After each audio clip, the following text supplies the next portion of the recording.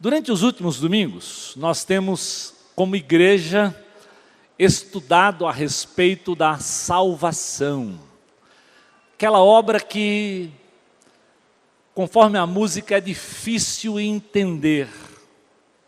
Como compreender alguém me amar tanto assim, morrer por mim, só para me oferecer vida, liberdade, esperança, sem que eu tivesse nada, absolutamente nada, para corresponder a esse amor tão grande como é o amor de Jesus. E hoje nós vamos olhar para Romanos capítulo 8, talvez seja o capítulo clássico, onde Paulo deixa muito claro quais são os direitos daquele cidadão desse novo reino na pessoa de Jesus. É interessante que, normalmente, nós somos muito desafiados a aprender das nossas obrigações. Querem muito nos ensinar aquilo que nós somos obrigados a fazer. Poucos se preocupam em nos ensinar ou nos dizer quais são os direitos que nós temos. E na palavra de Deus, a Bíblia deixa claro que, como cidadão desse reino, nós adquirimos muitos direitos na pessoa de Jesus. Eu queria, antes de que nós lêssemos Romanos capítulo 8, lhe dar uma pequena retrospectiva. 2 Coríntios capítulo 1, versículo 9. Alguém vai projetar aí para que você possa ler. Diz assim, olha: de fato, já tínhamos sobre nós a sentença de morte, para que não confiássemos em nós mesmos, mas em Deus que ressuscita os mortos. Ele nos livrou e continuará nos livrando de tal perigo de morte. Nele temos colocado a nossa esperança de que continuará a livrar-nos. Então, pesava sobre nós uma sentença de morte. O início do livro de Romanos, Paulo deixa muito claro que todos nós somos pecadores. E como pecadores, o salário do pecado, a Bíblia diz que é a morte. Mas também diz que em Jesus há um dom gratuito, há uma esperança bondosa vinda lá daquela cruz, que é uma esperança de salvação, a oportunidade de um novo reino, não mais de morte, mas um reino de vida. Por isso, em Efésios capítulo 2, aquele texto bem clássico, Efésios capítulo 2, versículos 5 e 6, não abra sua Bíblia lá não, vamos ler o texto, depois nós vamos abrir a Bíblia lá em Romanos capítulo 8. Diz assim, olha: deu-nos vida em Cristo, quando ainda estávamos mortos em transgressões. Pela graça vocês são salvos. Deus nos ressuscitou com Cristo e com Ele nos fez assentar nos lugares celestiais. Pesava sobre nós uma sentença de morte, mas Ele decidiu nos dar a vida, nos dar a esperança de graça. E diz, e nos fez agora assentar, nos colocou agora num novo reino, no reino do Filho do seu amor. É sobre esse reino que Jesus tentou falar ao religioso Nicodemos lá em João capítulo 3, versículo 3. Digo-lhe a verdade, disse Jesus para Nicodemo, ninguém pode ver o reino de Deus se não nascer de novo. Não se trata, Nicodemos, de ser religioso. Não se trata, Nicodemos, de cumprir uma série de coisas que normalmente a religiosidade coloca sobre nós, nos obriga e nos faz voltar quase que ao período da lei, como se a lei nos justificasse. A lei teve o seu papel para me avisar que eu sou falho e que eu preciso mesmo de alguém para me libertar do meu pecado. Mas o que resgata o homem, o que transporta um homem de um reino para o outro, diz Jesus para Nicodemos, não é a religiosidade, é o nascer de novo, é deixar-se ter um encontro com o Espírito de Deus, é deixar que o Espírito toque no seu coração e faça a diferença que só Deus pode fazer. Nem pai, nem mãe, nem amigo, nem pastor, ninguém pode fazer. Nascer de novo é obra de Deus, do Espírito de Deus na minha vida e na tua vida. E para mostrar esse reino, Colossenses capítulo 1, versículo 13, é talvez o versículo mais clássico desse novo reino. Diz assim, olha, pois Ele nos resgatou do domínio das trevas e nos transportou para o reino do seu Filho amado. Ele nos resgatou, ou seja, foi lá, nos comprou e nos transportou para esse outro reino, não reino de obrigações, mas reino em que a graça dá a mim e a você direitos, privilégios, esperança, vida. E Romanos capítulo 8, aí abre agora a sua Bíblia, vamos ficar de pé e vamos ler o texto de Romanos capítulo 8, vamos lá? Romanos capítulo 8, são 39 versículos, então, Romanos capítulo 8,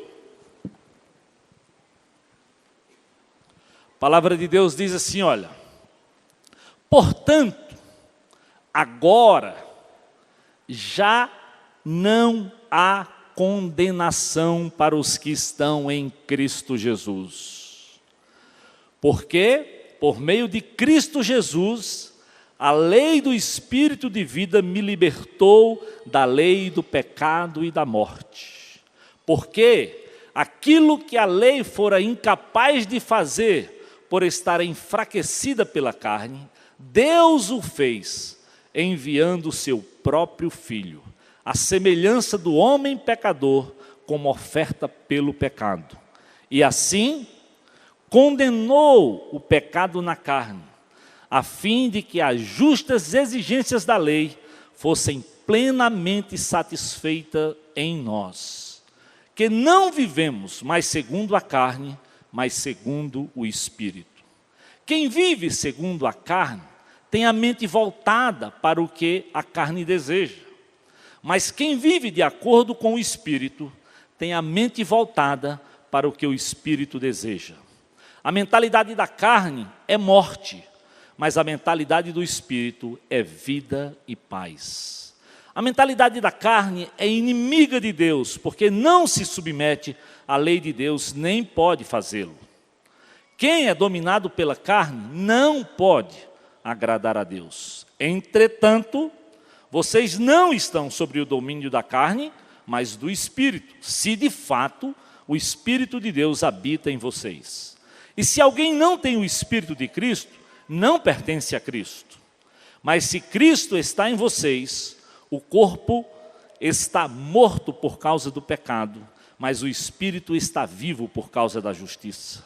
E se o Espírito daquele que ressuscitou Jesus dentre os mortos habita em vocês, aquele que ressuscitou a Cristo dentre os mortos também dará vida a seus corpos mortais, por meio do seu Espírito que habita em vocês. Portanto, irmãos, estejamos em dívida não para com a carne, para vivermos sujeitos a ela. Pois se vocês viverem de acordo com a carne, morrerão. Mas se pelo Espírito fizerem morrer os atos do corpo, viverão. Porque todos os que são guiados pelo Espírito de Deus são filhos de Deus. Pois vocês não receberam um espírito que os escravize para novamente temerem, mas receberam um espírito que os adota como filhos, por meio do qual nós clamamos, Abba, Pai. O próprio Espírito testemunha ao nosso espírito que somos filhos de Deus. E se somos filhos, então somos herdeiros, herdeiros de Deus e co-herdeiros com Cristo. Se de fato participamos dos seus sofrimentos, para também participarmos da sua glória. Considero que os nossos sofrimentos atuais não podem ser comparados com a glória que em nós será revelada.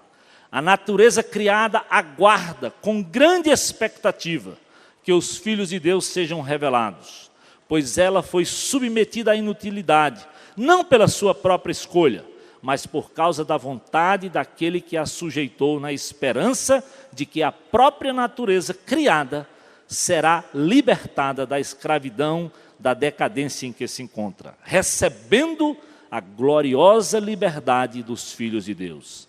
Sabemos que toda a natureza criada geme até agora como em dores de parto. E não só isso, mas nós mesmos, que temos os primeiros frutos do Espírito, gememos interiormente, esperando ansiosamente nossa adoção como filhos, a redenção do nosso corpo. Pois nessa esperança fomos salvos, mas a esperança que se vê não é esperança. Quem espera por aquilo que está vendo? Mas se esperamos o que ainda não vemos, aguardamo-lo pacientemente.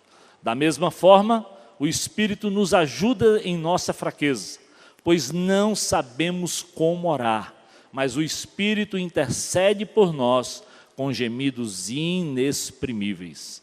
E aquele que sonda os corações e conhece a intenção do Espírito, porque o Espírito intercede pelos santos de acordo com a vontade de Deus. Sabemos que Deus age em todas as coisas para o bem daqueles que o amam, dos que foram chamados de acordo com o seu propósito. Pois aqueles que de antemão conheceu, também os predestinou para serem conformes à imagem de seu Filho, a fim de que ele seja o primogênito entre muitos irmãos. E os que predestinou, também chamou. Aos que chamou, também justificou. Aos que justificou, também glorificou. Que diremos, pois, diante dessas coisas? Se Deus é por nós, quem será contra nós?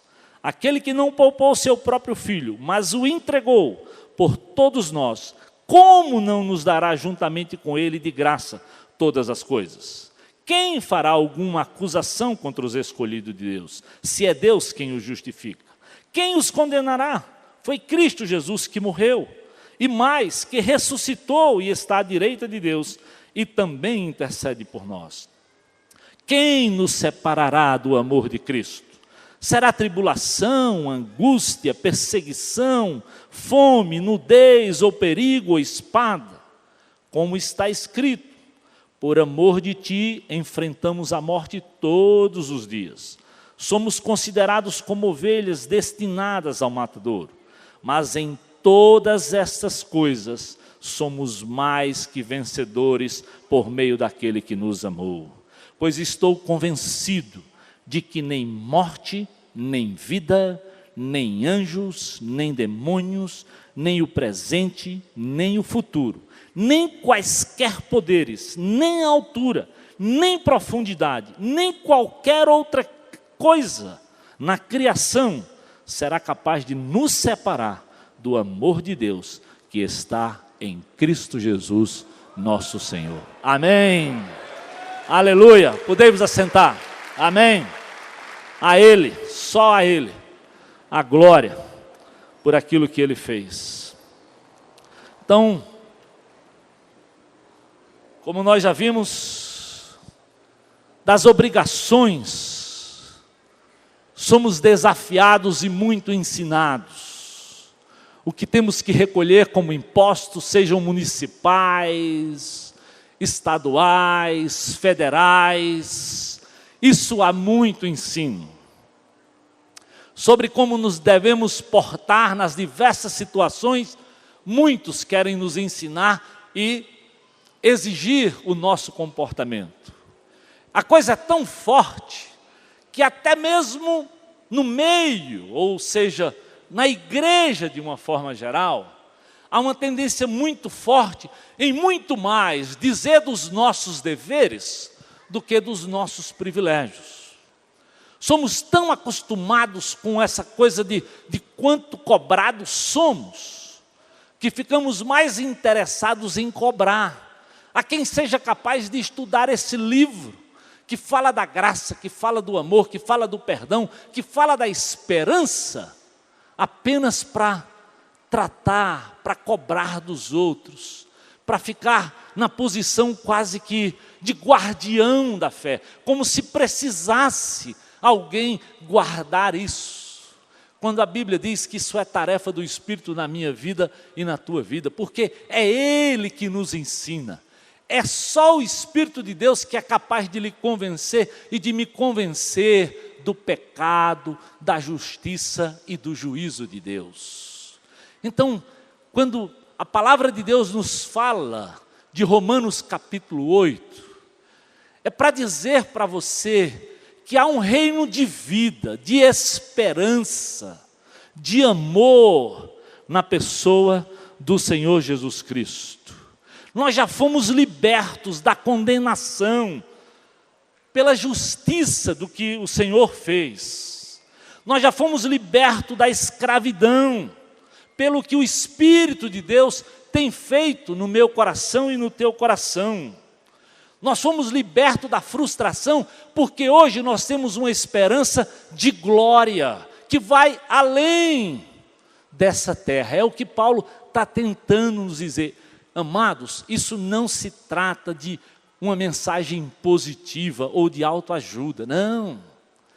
É porque Deus, na pessoa de Jesus, pagou o preço do teu pecado. É porque nessa cruz, que representa aquela cruz lá do Calvário, aconteceu algo em amor à minha pessoa e à sua pessoa, que vai muito, muito além da nossa compreensão. Então parece tão simples e às vezes parece tão fácil receber tantos direitos, que nós estamos tão acostumados a cumprir alguma coisa, que às vezes a graça não faz sentido para nós, porque nós queremos quase que fazer algo para receber algo. E quando a Bíblia fala de salvação, deixa muito claro que não se trata de obras que eu ou você possamos fazer, mas de graça, de bondade, de direito, daquilo que Jesus fez para conceder a você e a mim.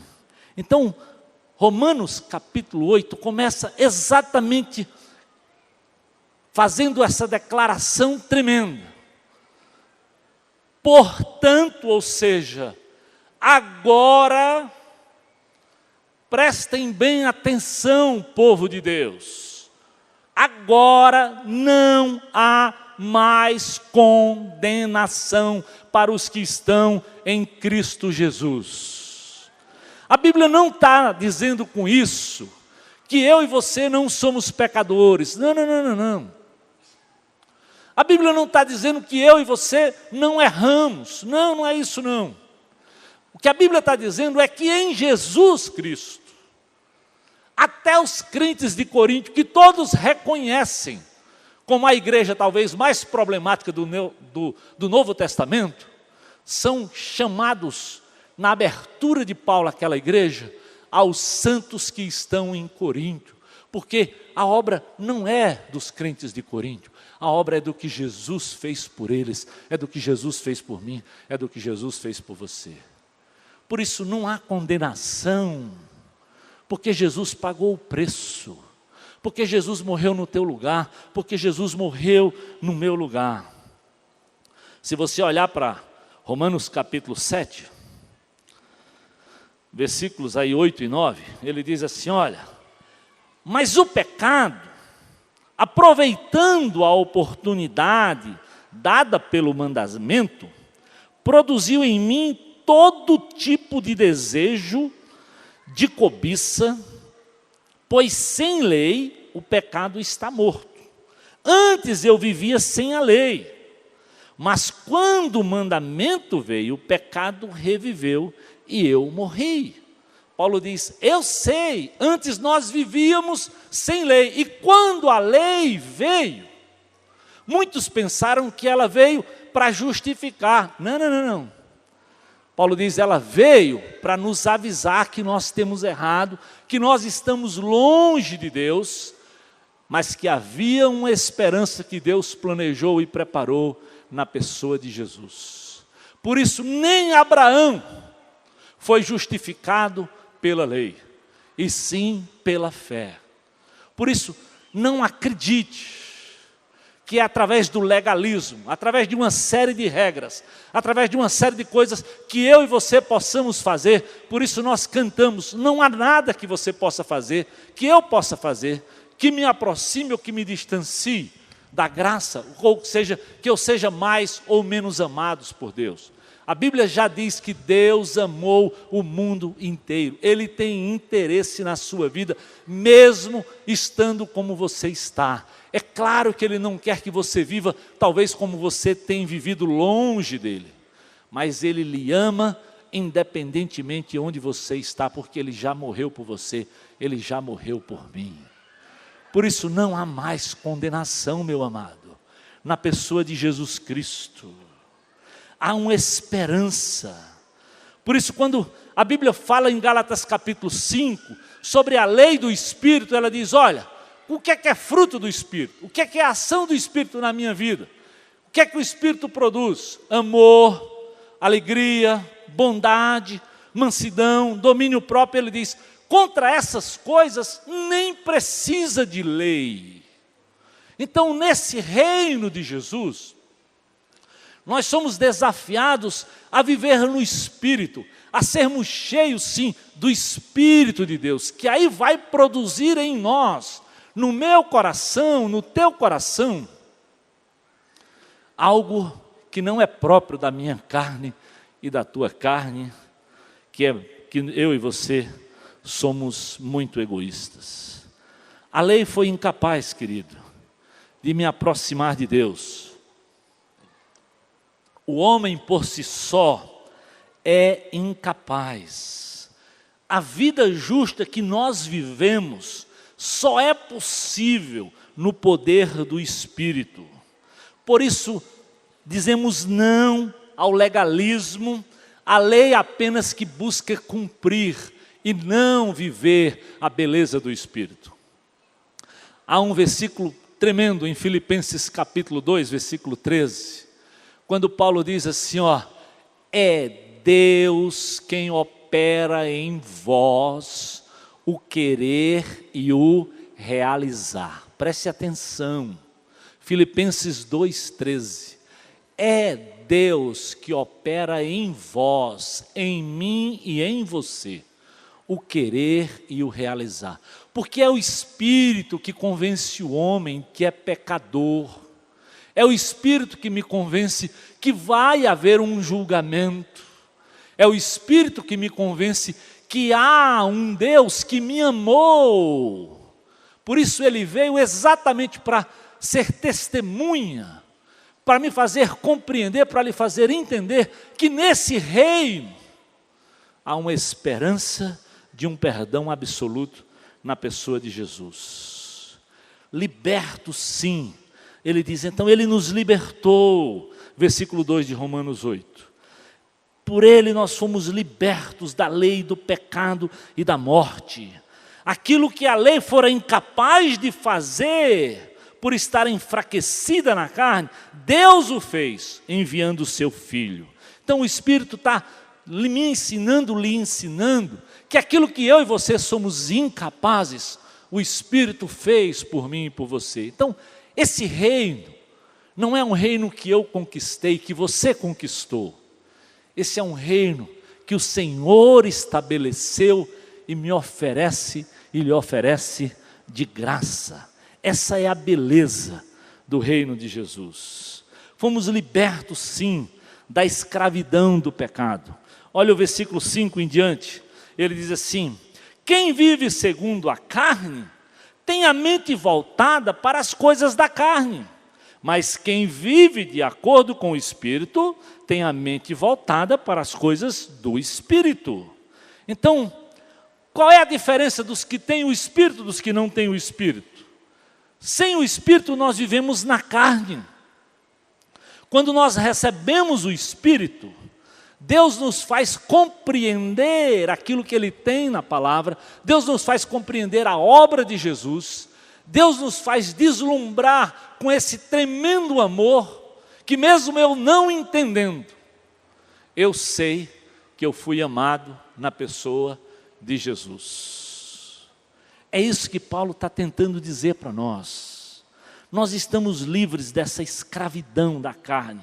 Nós agora somos chamados a viver pelo Espírito. Na carne, o que nos aguardava era a morte. Veja o versículo 6. Ele diz assim, olha, a mentalidade da carne é morte. Mas a mentalidade do Espírito é o quê? É vida, é paz. Jesus veio para que nós tivéssemos vida e vida em abundância. Jesus disse, eu vim para que vocês tenham paz. Não a paz que o mundo pode dar. Essa liberdade, esse é o reino, essa é a mensagem, esse é o privilégio de ir agora ser cidadão desse novo reino que o Senhor nos dá. Ele diz em seguida, ó, não tem mais vaga para inimizade. Antes, a mentalidade era de morte, agora é de paz. Antes a mentalidade era de inimizade de Deus, mas agora, paz com Deus. Era a busca, diz o versículo 8, de agradar a si próprio. Quem é dominado pela carne não agrada a Deus. Ou seja, antes pensávamos só em nós mesmos. Agora o Espírito nos faz entender que nós temos que priorizar o Senhor nas nossas vidas e agradar a Deus. Essa é a essência dos que querem andar no Espírito, compreendem isso. E os que possuem o Espírito, vêm na evidência da sua conversão. Veja o versículo 9. Entretanto, vocês não estão mais sobre o domínio da carne, mas do Espírito, se de fato o Espírito habita em vocês. Então, a pergunta lógica é, se você conhece, você está dominado pelo Espírito, não pelo pastor, não pela grande comunidade, não pelo grupo pequeno, mas pelo que Deus no seu interior faz, querido. É por isso que, às vezes as pessoas pensam que nós pastores é que temos que ficar na esquina para descobrir quem está fazendo isso ou aquilo. Isso não é tarefa do pastor, não é tarefa nem do líder. O Espírito de Deus que habita em mim, que habita em todo crente em Jesus, aonde quer que eu esteja, aonde quer que você esteja, a Bíblia diz que Ele vai estar lá, trabalhando na minha vida, na minha consciência e na tua consciência, e com certeza me ensinando e lhe ensinando o que está certo e o que está errado. O contrário é legalismo, é tentativa de agir de forma truculenta e religiosa. Não faz sentido, não faz sentido. Ninguém obedece só pela cobrança da lei, muito menos para as coisas espirituais. As coisas espirituais, elas são sempre de dentro para fora. Por isso que nós aqui dizemos toda semana, quando falamos em ofertar, não pode ser por pressão, não funciona isso. Não funciona, Deus não quer, Ele não trata assim. Ele decidiu me amar, Ele decidiu morrer no meu lugar e no teu lugar. Então, o modelo de amor que eu tenho é o de Deus por minha vida. E esse é o amor que Ele espera que faça parte desse novo reino que nós pertencemos e somos privilegiados por estarmos lá. Então, é uma evidência natural do que Deus está fazendo no seu coração. Porque se alguém não tem o Espírito de Cristo, aí sim, esse não pertence a Jesus. Então, quando conhecemos Jesus, se Cristo está em você, o seu corpo está morto por causa do pecado, mas o Espírito está vivo por causa da justiça. E se o Espírito daquele que ressuscitou Jesus Cristo dentre os mortos habitar em você, aquele que ressuscitou Jesus dentre os mortos também vai trazer vida para o seu corpo. Então, é natural, ele diz, é um processo tão tremendo que acontece até independentemente, às vezes, de você. O Espírito está lá testemunhando, está lá fazendo, está lá operando, está lá lhe ensinando, aonde quer que você esteja, no seu quarto, no seu trabalho, na sua escola, aonde quer, o cidadão do reino. A Bíblia diz, nós somos selados com esse Espírito, nós somos templos desse Espírito e selados para a redenção. Esse é privilégio daqueles que são possuídos pelo Espírito Santo de Deus. Veja, versículos 14 a 16, o que é que ele diz? Olha, todos nós que somos guiados pelo Espírito de Deus, somos filhos de Deus. Primeira coisa importante, todo mundo diz por aí que todo mundo é filho de Deus. Biblicamente isso não é verdade. Todos são criaturas de Deus, mas só aqueles que são nascidos do Espírito, só aqueles que deixam que o Senhor entre, que o Espírito habite em você, de verdade são filhos de Deus. E ele diz logo em seguida, olha, não recebemos um espírito de escravidão, mas recebemos um espírito que nos adota como filhos. E agora nós clamamos, Abba, Pai. É o privilégio de uma relação íntima, pessoal, profunda. Isso que faz diferença. Poder andar com o Senhor, poder clamar ao Senhor como papai, aonde quer, no dia da angústia, no dia da luta, no dia da tribulação. Queridos, isso é o maior privilégio de um cidadão desse reino. Jesus disse, eu estou com vocês todos os dias. Ele diz, eu vou, mas eu deixarei um Espírito que vai habitar em vocês, para trazer consolo, para trazer conforto, para lhe acompanhar. É isso que Paulo está tentando dizer para nós. É muito privilégio pertencer ao reino de Jesus. Nós já vivemos num mundo, querido, de tanta cobrança, de tanta exigência, em que tantas coisas pesam sobre a sua cabeça. Mas você precisa olhar para aquilo que Jesus tenta lhe ensinar. Por isso ele diz, quando você estiver cansado, sobrecarregado, vem a mim, porque eu te alivio. É o que Paulo está tentando dizer. O cidadão do reino não tem só obrigações, como as pessoas tentam colocar sobre os seus ombros. Há privilégio, há um Espírito para te consolar, para te assistir até na hora de orar. A Bíblia diz, e Paulo diz aqui, porque às vezes nem orar como convém nós sabemos, nem pedir as coisas certas nós sabemos, e o Espírito está lá para interagir, para me ensinar e para te ensinar. Somos guiados pelo Espírito, guiados à verdade, somos adotados na família de Deus, por isso agora não temos mais medo, somos filhos, e aqui a ideia é filhos legitimados pelo Senhor. Por isso nós clamamos, Abba, Pai. O próprio Espírito, versículo 16, testemunha com o nosso Espírito que nós somos filhos de Deus.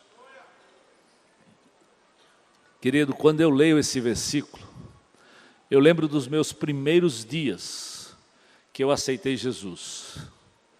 Eu aceitei Jesus vindo de um mundo muito doido, e obviamente eu trazia práticas na minha própria mente, de uma linguagem muito suja, muito pervertida, hábitos terríveis.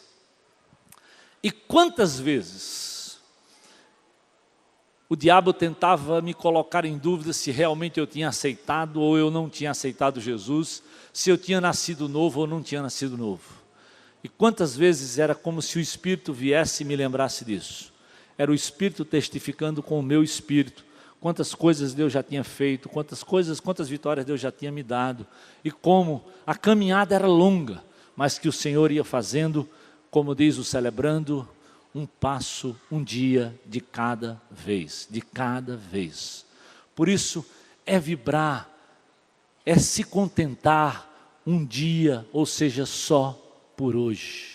Andar com o Senhor, depender, deixar com que o Espírito vá ministrando no seu coração. Por isso o Senhor diz, não ande ansioso, não queira resolver tudo, lance sobre o Senhor, se prostre diante desse Deus que deixou o Espírito para lhe trazer paz, alegria, domínio próprio, lhe trazer bondade e produzir no seu coração longanimidade. É o próprio Espírito que vai testificando com o nosso Espírito. E depois ele diz, e somos livres também da frustração. Olha o que ele tenta dizer. Considere, pois, que os nossos sofrimentos atuais não podem ser comparados com a glória que nos será revelada. Às vezes a coisa é tão terrível que você fica sem esperança e pensamos que não tem saída mais, nos frustramos, ficamos angustiados. Por isso a Bíblia diz, mesmo que fiquemos angustiados, perplexos, nós não vamos desanimar, porque nesse reino há uma esperança gloriosa de vida, de vitória na pessoa de Jesus, querido. Isso é privilégio para quem está em Jesus, isso é privilégio para quem é habitado pelo Espírito. Não é obra de homem, é obra do Senhor. E nós precisamos agregar isso para que a vida não se torne tão pesada que nós vamos desanimar. O fardo do dia a dia é pesado mesmo, é por isso que Paulo está tentando nos mostrar que há uma esperança gloriosa, que temos privilégios na pessoa de Senhor. Então ele diz, olha, a própria natureza hoje aguarda com grande expectativa, até a natureza está sofrendo por isso, e você sabe como está sofrendo mesmo, ela geme, diz Paulo, ela aguarda aquele momento em que os filhos de Deus vão de verdade tomar conta de tudo isso na presença do Senhor. Então esse é um momento de luta e de muita caminhada, mas acredite, que você não foi chamado para viver frustrado, derrotado, não, você foi chamado para viver vitoriosamente, porque nós temos uma esperança. Veja o versículo 24, fomos salvos por essa esperança, não é uma esperança que se vê, porque senão, ele diz, não é esperança, esperamos naquilo que nós não vemos, mas nós aguardamos pacientemente. Aquilo que o Senhor prometeu, Ele vai cumprir. Da mesma forma, versículo 26, o Espírito vai nos ajudar em nossas fraquezas. Ele vai lhe assistir hoje. E quem anda com o Senhor, quem anda com Jesus, sabe que o Espírito lhe assiste, mesmo nos momentos difíceis e de dor. É ou não é verdade? É privilégio de andar com Jesus, querido. É privilégio que só quem anda sabe o que é poder se lançar, se prostrar, abrir o coração diante de um Deus poderoso, que vai me ouvir, que é capaz de me trazer consolo e conforto, exatamente como diz o salmista, até no vale da sombra da morte. Não faz sentido o que Deus é capaz de fazer nas nossas vidas. Então, não deixe só com que as lutas desse dia a dia, que as tribulações do dia a dia, lhe cause esse desânimo. Olhe para os privilégios que nós temos em Jesus. Olhe para aquilo que Deus nos deu através dessa salvação na pessoa do Senhor Jesus. Nenhuma condenação há. Não podemos viver no medo. Ele diz, que diremos, pois, diante dessas coisas? Se Deus é por nós, quem será contra nós? Deus age, querido, olha o versículo 28, em todas as coisas para o bem daqueles que amam, mesmo nas situações adversas, Paulo está dizendo, Mesmo nas suas lutas, nos seus problemas, Deus tem algo precioso para lhe ensinar, para me ensinar durante o momento da tribulação. Em nenhum momento nós somos desamparados, em nenhum momento. Mesmo diante das lutas, Deus está lá para ministrar. É bênção, é privilégio de andar com o Senhor. Aqueles a quem Ele conheceu, aqueles a quem Ele predestinou, Ele assiste, Ele o chama, Ele o justifica e Ele vai glorificar. É uma obra completa. Por isso Paulo diz para os filipenses: aquele que começou boa obra em vós, vai completar. É um Deus fiel, é a graça que não nos lança fora. Por isso ele diz: as minhas ovelhas, ninguém arrebata mais das minhas mãos. Ninguém. É desse amor que ele vai dizer. Não tem altura, não tem profundidade, não tem principados, não tem potestades, querido. Não tem as coisas do presente, nem a desgraça, quem sabe, do porvir. Nada separa você e eu desse amor de Deus na pessoa de Jesus. Por isso, quando Jesus diz lá naquela cruz: está consumado, é porque não tem nada que eu e você possamos fazer mais. Tudo o que nós precisávamos, todos os privilégios que nós poderíamos ter como cidadão do reino, Ele já deu bondosamente, gratuitamente, de bandeja, para mim e para você que cremos nele como Senhor e Salvador das nossas vidas. Livre-se do medo. Que diremos, pois? E aqui ele começa a falar de 5 grandes privilégios que nós temos na pessoa de Jesus, a partir do versículo 31. Então, olha só o que ele diz: Deus é por nós. 5 argumentos que nos asseguram o direito de todo crente em Jesus. Primeiro, porque Deus é por nós. E ele diz assim: olha, como? Que diremos, pois? Se Deus é por nós, quem será contra nós? Ele não poupou o seu próprio filho. Se Ele entregou o seu próprio filho, Ele não nos dará juntamente com Ele de graça todas as coisas? Você acredita? Se Deus foi capaz de dar a você o que Ele tinha de mais precioso, que era o seu filho unigênito, como é que Ele vai deixar de dar a você uma outra necessidade que você tem? É um argumento lógico que Paulo está tentando dizer. O que Deus tinha de mais precioso, Ele já deu a você e a mim, querido. Você acha que Ele vai deixar de lhe assistir? Você acha que Ele vai deixar, ou vai lhe abandonar e deixar de suprir sua necessidade? Creia. Se o que Ele tinha de mais precioso Ele já lhe deu, Ele vai sim continuar lhe assistindo, sendo com você e suprindo dia a dia as suas necessidades. Mesmo que nesse mundo nós passemos por aflições. Mas Ele disse: mas mantenham o ânimo, olhem mais adiante, levante a cabeça, vamos em frente, porque Ele tem uma esperança de glória para todo aquele que está nesse reino. No versículo 33, olha, o Filho provou também o seu amor nos dando a vida. Versículo 33, quem fará alguma acusação contra os escolhidos de Deus? Se é Deus quem os justifica. Então, ainda que nos acusem, não é pelo que eu faço que eu vou ser perdoado. Não é pelo que você faz que você vai ser justificado. Quem te justifica, quem me justifica é o Senhor. E Ele já pagou, Ele já consumou a obra.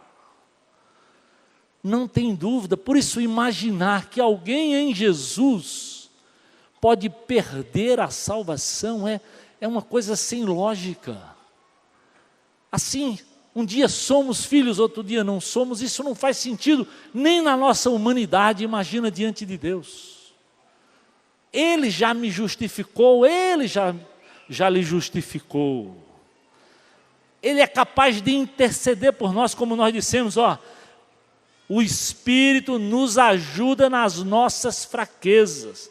Mesmo quando oramos da forma errada, Ele está lá. É por isso, Deus é por nós todo o tempo. Seja através do Filho, seja através do Espírito, Ele é por nós, Ele lhe assiste, Ele me assiste. Nós nem podemos dizer como Jacó disse, né? Ufa, fiquei sem José, fiquei sem Simeão, agora me levaram Benjamim. Não. Nós temos o Filho, nós temos o Espírito, nós temos uma esperança.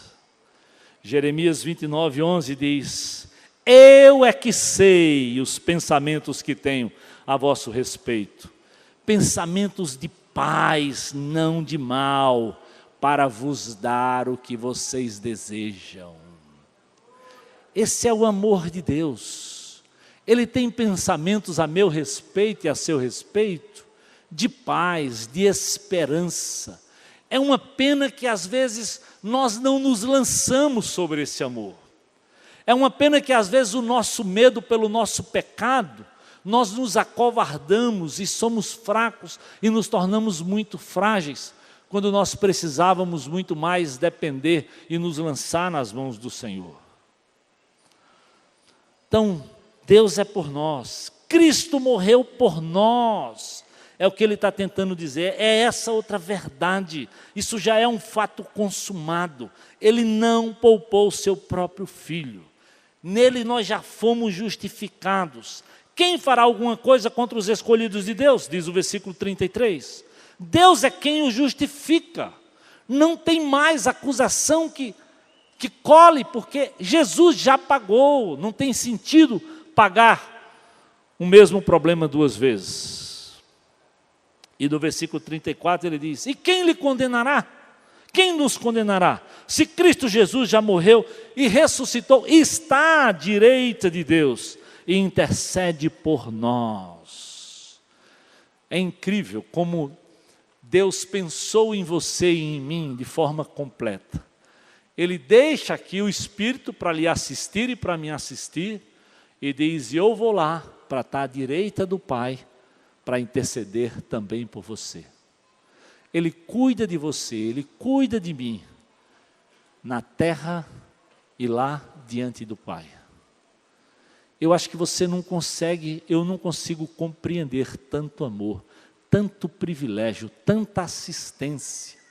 Saber que eu tenho aqui um intercessor na terra para as minhas necessidades, saber que eu tenho lá no céu um advogado junto ao Pai para defender também os meus direitos e os seus direitos. É isso que Paulo está tentando dizer. Que privilégio ser cidadão desse reino.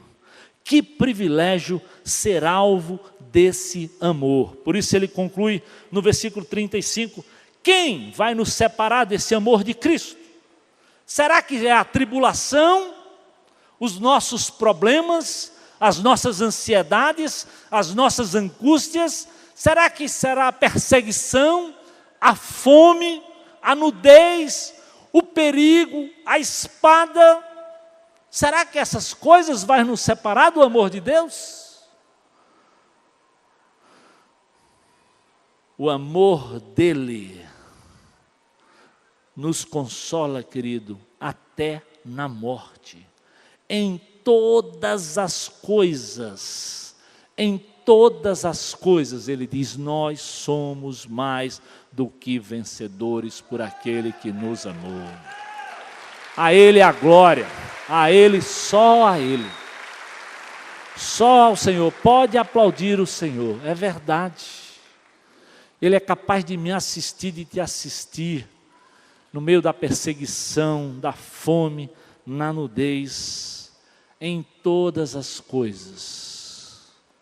Mesmo nos momentos mais difíceis, nós somos mais que vencedores. Não pela nossa força, não pela minha força. Presta sempre atenção no que Paulo diz. Por meio daquele que nos amou. Aí ele conclui dizendo: é por isso que eu estou convencido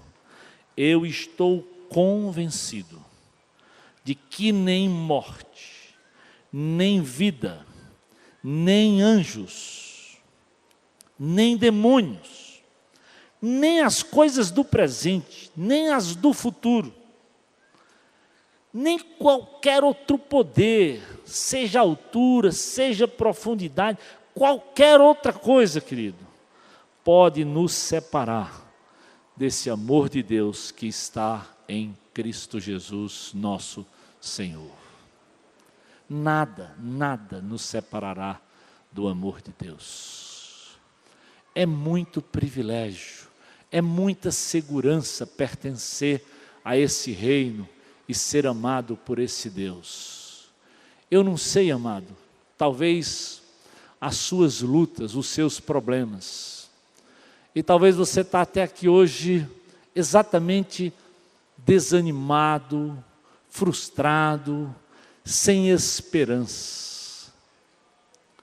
Eu quero lhe dizer que há uma esperança, e essa esperança é no Senhor, só no Senhor.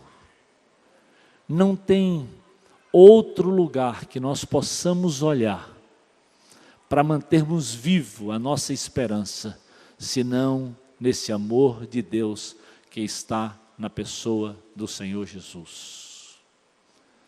Isso serve para você que é crente em Jesus, que também pode e ser tentado a desanimar.